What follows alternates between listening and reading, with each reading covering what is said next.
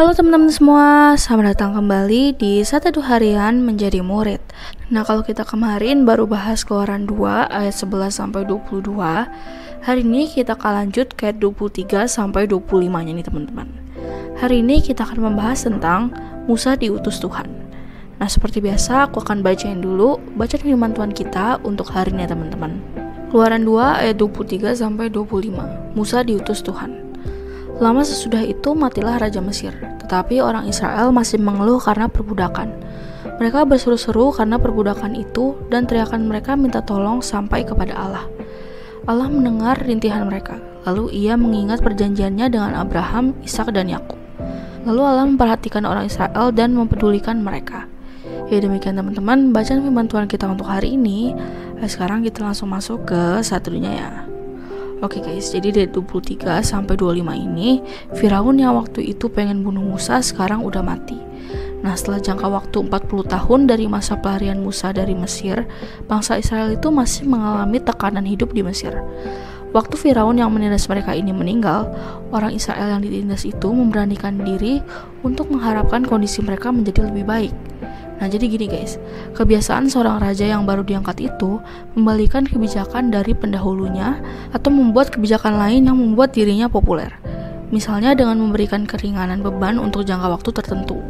Tapi waktu itu, Raja baru Mesir, putra Rameses II, mengecewakan harapan orang Israel. Ia mempertahankan kebijakan ayahnya.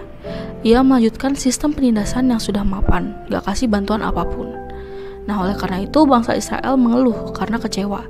Sekecewa itu dan akhirnya mereka berseru kepada Tuhan dalam kesulitan mereka. Memohon kepada Tuhan dengan lebih sungguh-sungguh, lebih sepenuh hati daripada sebelumnya.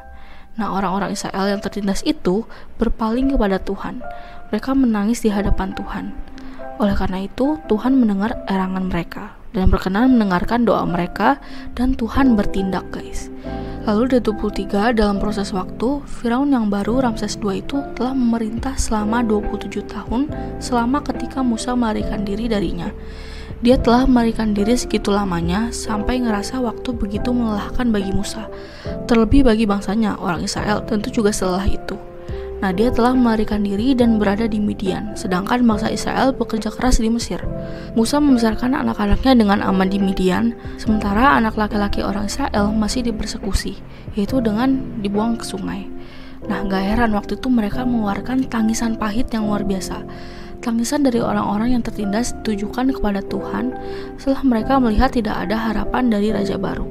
Di 24-25, Tuhan mendengar rintihan mereka. Tuhan mendengar, yang artinya menerima doa permohonan Israel yang tertindas dan karena perjanjian yang telah dibuat dengan Abraham, Ishak dan Yakub. Sebuah janji yang diikatnya dengan nenek moyang Israel dan yang selalu diingat. Allah memandang bangsa Israel, memperhatikan mereka dan memberikan belas kasihan untuknya. Allah memperhatikan mereka. Allah tahu penderitaan, ketakutan, rintihan, keputusasaan, ketakutan, dan seruan mereka. Allah memperhatikan permohonan, doa yang sungguh-sungguh, dan seruan kepadanya. Puji Tuhan ya guys. Ya, jadi segitu aja teman-teman firman Tuhan kita untuk hari ini. Sekarang seperti biasa aku mau kalian buat merefleksikan nih. Nah, jadi hari ini kita belajar Tuhan Allah itu memperhatikan bangsa Israel yang akhirnya berbalik setelah udah gak tahan lagi atas penindasan yang mereka alami. Nah, Tuhan mengingat dan peduli guys. Jadi yuk kita belajar untuk mengandalkan Tuhan. Gak usah tunggu sampai semenderita itu sampai udah gak kuat lagi. Langsung aja datang pada Tuhan dan kamu akan mengalami kelegaan guys. Yang kedua, ayo kita belajar untuk melihat Tuhan yang tahu dan peduli dengan segala pergumulan kita. Nah, lalu pertanyaan reflektif untuk hari ini ada dua nih guys.